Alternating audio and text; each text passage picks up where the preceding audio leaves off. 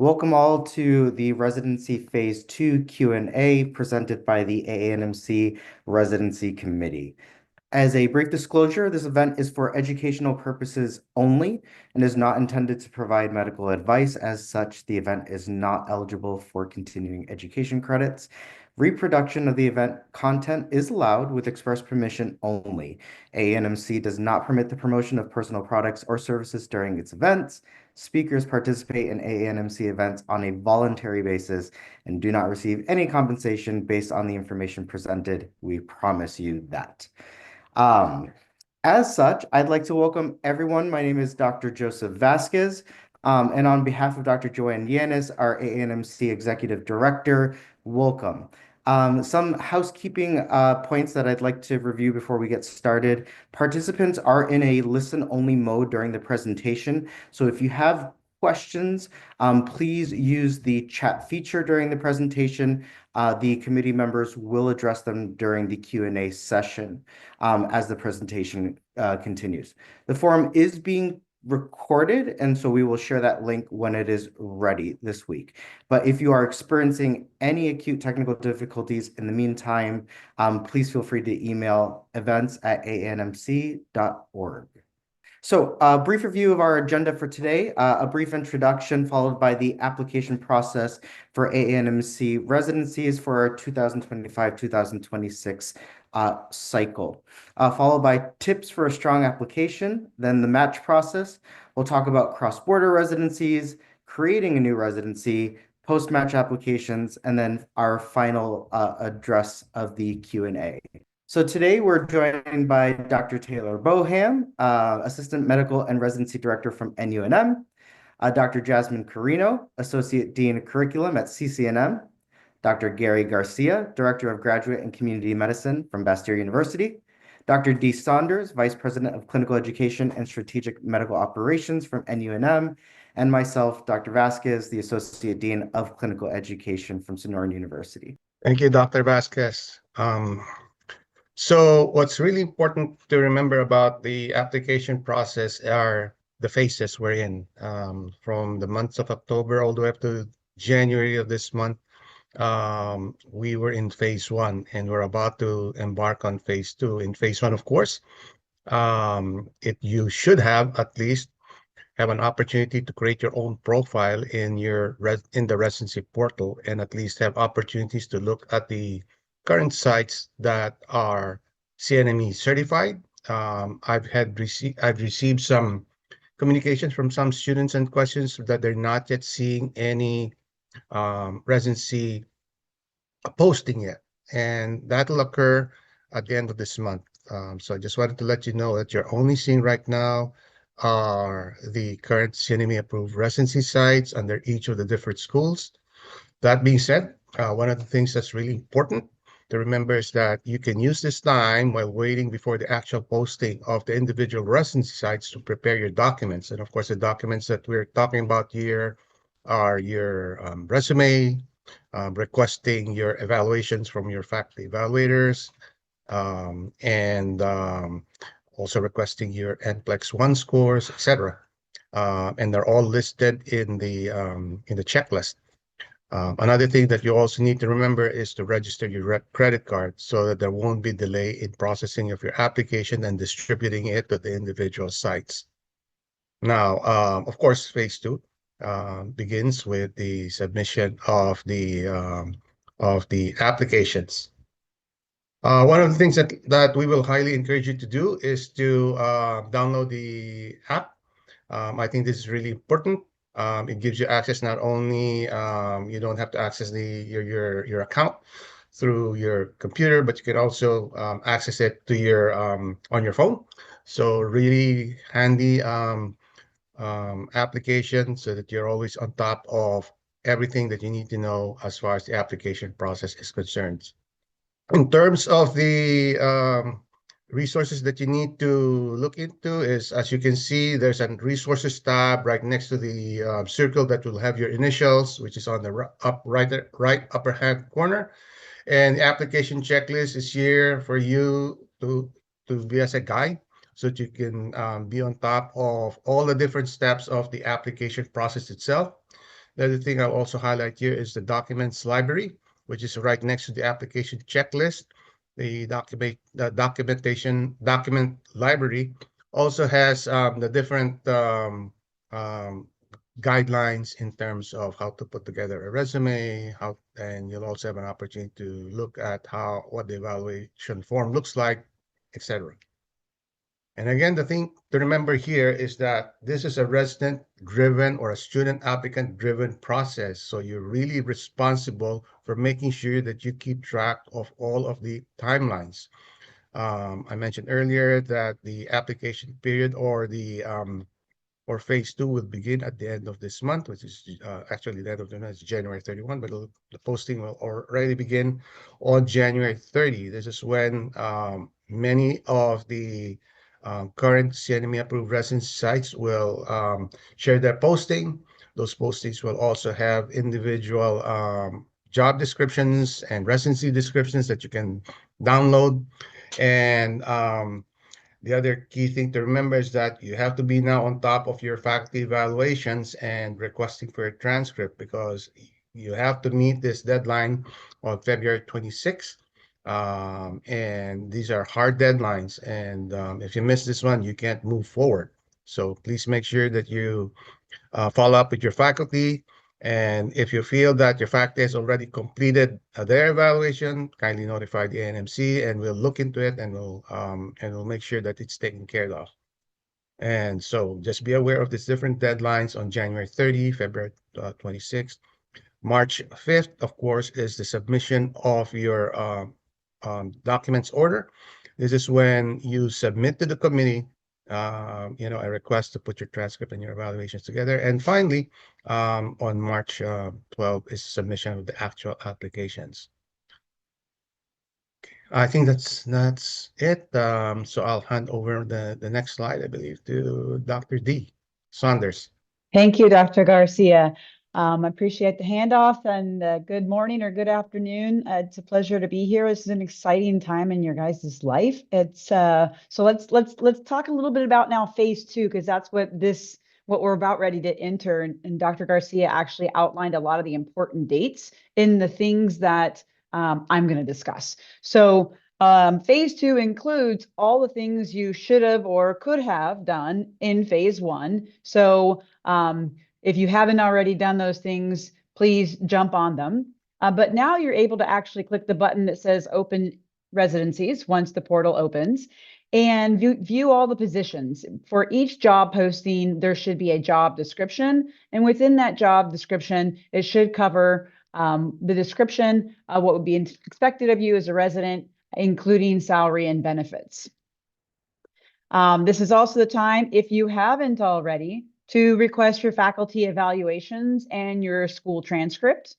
Follow up with your faculty evaluators and your school registrar to make sure that they're getting it done.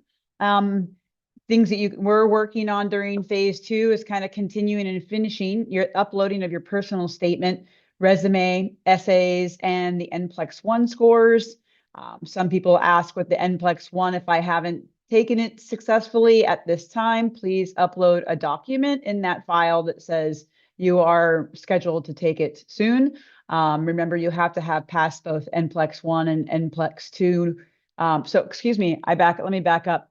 If you're taking NPLEX 1 in February and you don't have your scores yet, then you would just upload a document that said you're taking it in February, you don't have your scores yet. But successful passing of NPLEX 1 has to take place so that you can sit for NPLEX 2 in August and start residency in October. You'll also during this time need to create a credentials order. We also refer to this as your document order, and I'll talk a little bit about that on the upcoming slides. But the software system we use calls it your credentials order. So those are going to be kind of interchangeable. This is your confidential file of your evaluations and your completed evaluations by your evaluators and your transcripts. We will put that into a confidential or blinded document, upload it to your document library so that you can actually attach it when you apply to sites.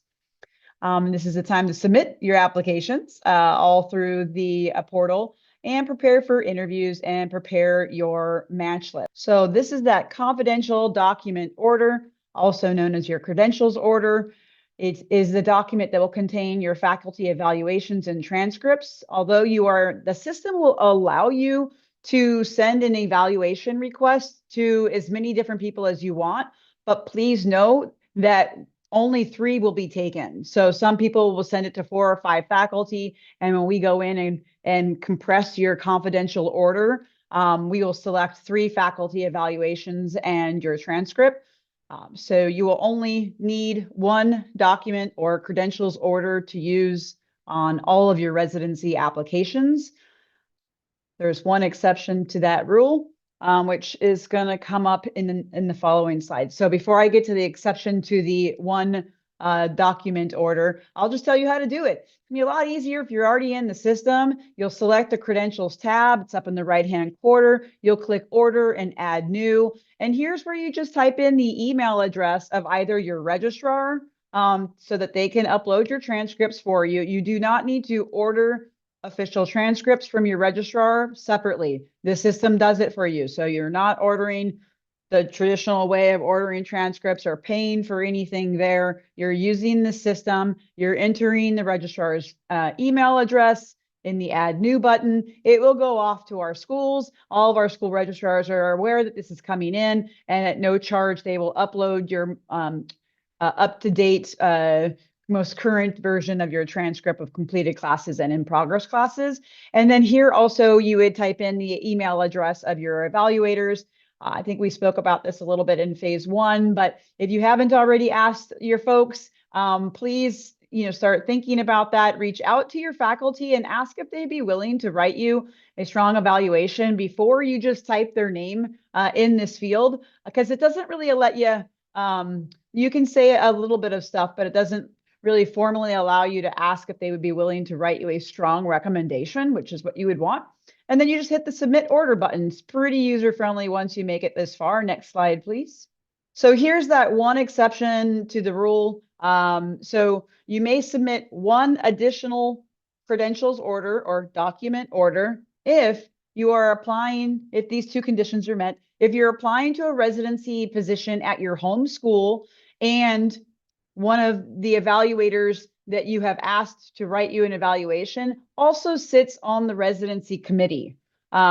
So most of the institutions with the residency directors, we cannot write for someone who's going to apply to our school, but if you are applying to somewhere else and you've worked with me, then I would be willing to write you a recommendation. So in this particular case, if you are applying to NUNM in this example, and that's your home school, and you're wanting to ask me for an evaluation, you wouldn't be able to use that for your actual NUNM application. So here you would select a different, so this is now you're sending a 4th person, the person that's going to swap out for my evaluation, a 4th person to complete it. And when you go in to submit your confidential order, you'll be selecting from the completed evaluations that are on file for you. So if you did this, you would submit a 2nd order and you would enter the school's name in the title next to it so that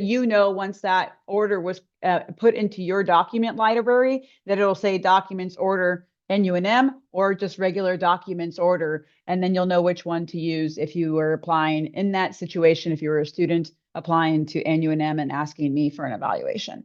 It can be a little bit tricky, but reach out to your residency directors if you have any questions. But if you're not applying to your own home university, you will submit 1 order. And that's the conclusion of my slides. And then I will turn it over to Dr. Vasquez. Thank you, Dr. Saunders. So other things to remember, since we've talked about the credential orders, which is the real meat at the application process, if you will. It is very easy to forget or be neglectful of these other very important details, such as registering your credit card. Applications cannot be processed if there isn't a credit card registered to your account. So please be sure that this is done in a timely fashion, far beyond the actual application deadline. The fee to apply is $49 per site applied. Do consider that if you are being interviewed, especially in person, the cost for travel, logistics, and so forth does fall on the applicant. And remember as well that the actual match has a different portal from the application process. That's going to be emailed out towards the end of the interview period, but this is a separate process which incurs a separate fee, with the match fee being $50. So, how are decisions made? Every site is a little bit different, but for the most part, they follow these general standards and assessments. So, your application is reviewed by a team of physicians and staff, especially at private clinics, a committee, and or the residency director themselves, especially at our institutional residencies. And while there are multiple criteria that are used to analyze and assess a given applicant, common standards include GPA, experience with research, teaching, leadership, clinical experience, etc. Please be mindful in regard to what it is your site is actually looking for in regard to the site that you're applying to. They may put certain clinical standards higher on their list of consideration compared to others, research experience higher on the list compared to others, or especially teaching experience, especially at the institutional residencies where teaching is a significant component of that experience as well. Recommendations are reviewed. As a brief reminder, recommendations should reflect on these skills, but especially your skill within clinic and patient care. Many committees are going to prioritize those clinical sets as opposed to those that you may find in a didactic classroom. Applicants are going to be contacted by active committees after that initial review. So it's highly recommended that if you are interested in a certain site, that you are shadowing and preceptoring and taking advantage of those opportunities as well. Maybe I'll pick it up from here because unfortunately what I do see is Dr. Vasquez, your internet appears to be unstable, Dr. Vasquez. I'm just going to pick it up if that's okay. I'll start on this slide where it talks about interview tips and really making a solid impression with your potential site is a really important thing. And obviously you're going to want to dress appropriately. You want to be on time, you want to be prepared, and you want to ensure that the internet connection, such as this, is fairly solid. Things happen sometimes, but I just want to make sure that you set yourself up for success and you're putting your best foot forward. So then the question is, how do I make myself competitive? And there are various things that the sites are looking for. And I encourage you to look at each of the sites because when you're looking at their description, you can get a sense of what it is that they're really seeking in terms of what they're looking for. So they may be looking for leadership skills, the kind of activities that you've been engaged in. Grades may be important as well, but also faculty evaluations are a really key aspect on how your faculty evaluators have summarized your participation within the clinical experience. Please include things like all of your relevant experiences and undertake preceptorships as much as you can before you apply. Be organized and make sure you get things done before they're supposed to happen. So there are lots of things you can do. Start building your CV, do all of those different things, and ensure that you are competitive for the sites that you are interested in. So then we talk about the match process, and the match process happens in mid-May.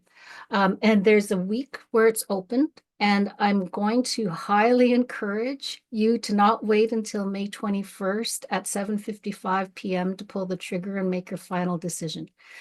Mistakes happen. Sometimes there's some internet issues and all of that. And I just want to make sure that you are well aware to submit your match as early as possible. The other thing too is it will take your last version of your match. So you can change your mind, but it has to be the last version. And if it happens at 8:01, you're not going to get that 8:01 version. Now, also, if you've only decided to, if you've applied to many sites, but then you've interviewed and you've decided that you really only want to work at 1 or 2 sites, please only submit the site names of the sites where you interviewed, number 1, so that they know you, and number 2, the ones that you are willing to accept a position in. If you're not willing to accept a position and you have applied there and they have accepted you and you decline your position, then unfortunately you're in a bit of a holding place where you can't reapply for residency for 2 years. One more thing that I do want to say, some of you may only be applying for one site or just want to work at one site. Even though it's one site that you might have applied to, you still must participate in the match process. If you don't participate in the match process, we're making an assumption that you are not interested in participating in that residency. So please make sure that you do so. So I'm across the border for those of you that are in the US, and this question comes up across both countries. And the question is, can we accept residents from either country? And yes, it is possible. However, I do want to state that as much as I want to be very optimistic, there may be concerns about the work or visa to be denied in the host country. As you may know, if you do get accepted to that particular site, it is the responsibility of the resident to work through all of those details, and you may still not be allowed to enter and work in the residency. So it does discourage many residency hosts from accepting your application. So I just want to make sure that you're aware of that. So then the question is, what if I want to create a new residency? What if you've been preceptoring at a site and you're really keen on maybe working there? You've developed a relationship with someone that would be a really fantastic host, and they have demonstrated a little bit of interest in perhaps hosting you as a resident. Well, please have them look at the AANMC site. There is some information there about becoming a residency site benefits. And that page has been very helpful. And then once they've indicated their interest, they will be forwarded to the respective school that can act as that sponsor school. So this, you need to know you won't get any refunds. So this includes if you get accepted in a match, but there's some visa or work permit delays. If you've applied for a site, but you decided as the applicant that you weren't interested in that site anymore. If the site interviewed you, but decided to match with someone else, the site interviewed you, but decided not to match the resident this cycle, or the site decides not to offer you an interview. So be very conscientious about which sites you want to apply for, and there will, and just so you know, there will be no exceptions to refunds. So then what happens now if the sites that you were not matched with, and those sites, many sites perhaps have not fulfilled all of their matches. And there may be new sites that are also available after the match, where there are post-match applications, and students who are not matched can apply to those sites. So to recap, we're now into phase 2 in a few days, and thank you for all of your work in this beginning phase. Do your due diligence, look at the available residency positions that will be seen under open residencies. And just so you know, there will be more open residencies that may come up as more residencies indicate their interest over the next few weeks as well. So just keep an eye out. Your app will let you know if there are some new residencies that come up. Request and follow up for faculty evaluations and school transcript. Now that we've moved into phase 2, those faculty evals, you should have that completed and uploaded within about 2 business days. We'll also make sure you've uploaded all the necessary documents, including creating the confidential credential order by that particular deadline. And that requires you to select the 3 faculty evaluations that you want to be included, which you won't be privy to what they've written about you, but I'm sure it's been very positive, as well as your transcripts. Make sure that all of the application documents for each site has been submitted by the deadline, and make sure by that deadline your credit card is free and clear to accept the charges.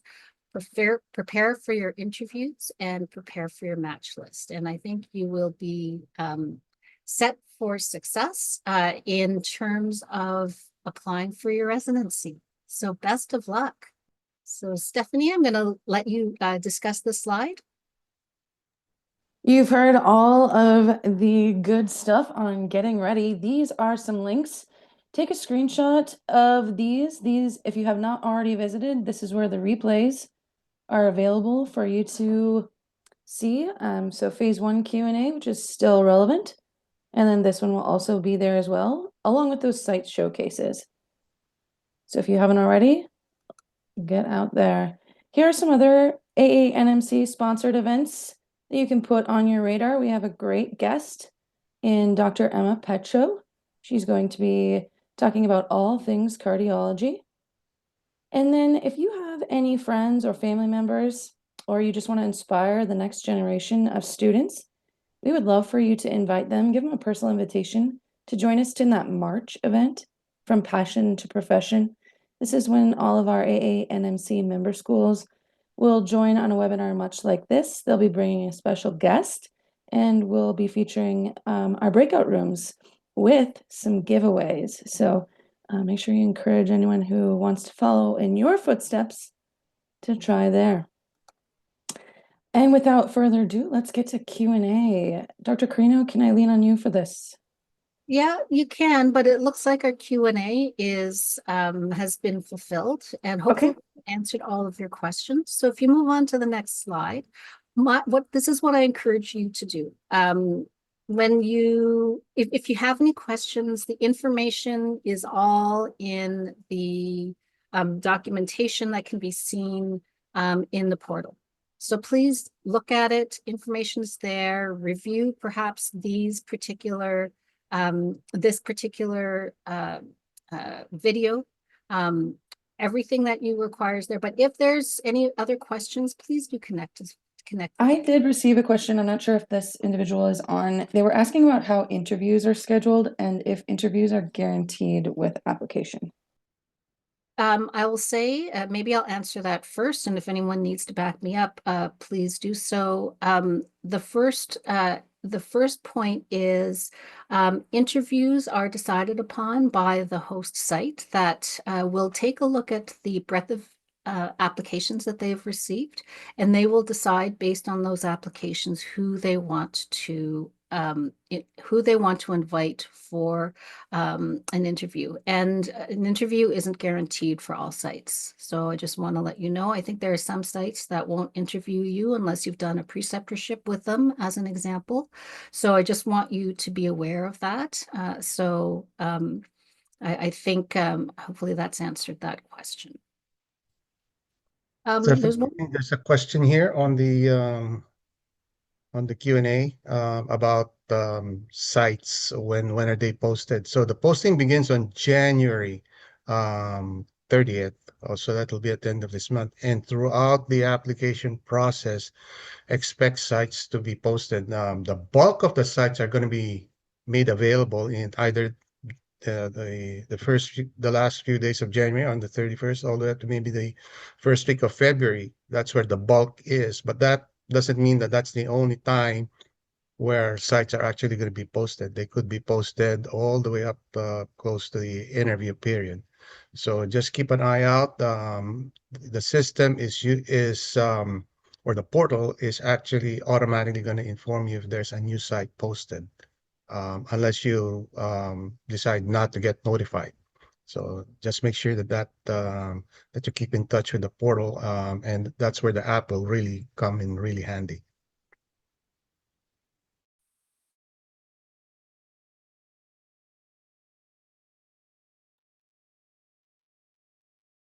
All right. Anything further? Yeah, maybe I'll continue with this other question that has come up, and it has to do with faculty recommendations. Faculty recommendations have been completed by faculty evaluators. When are they expected to be uploaded onto the site? You should see it now. We're moving into phase 2 within 2 business days. Okay, so if you've already submitted it, then I would say that it would probably happen within the next couple of days. Okay, oh, well, you're welcome. Where are the standardized essays located on the site? I'm not sure because I don't have the site open to me. I don't know if someone has a visual in their mind to be able to describe that. It'll be under the documents library. So if you're logged in, look under documents library. It's right next to the it's under the resources button, and it'll give you all the instructions on putting together your personal statement and all the other things that are required for the application process. Okay, great. So on behalf of Dr. Yanez, who isn't here, on behalf of the residency committee that is present right now, I want to say thank you very much for it being engaged in this information session about phase 2. Best of luck on your application. Put your best foot forward, which I know you will do. And we look forward to you entering the profession as a naturopathic resident.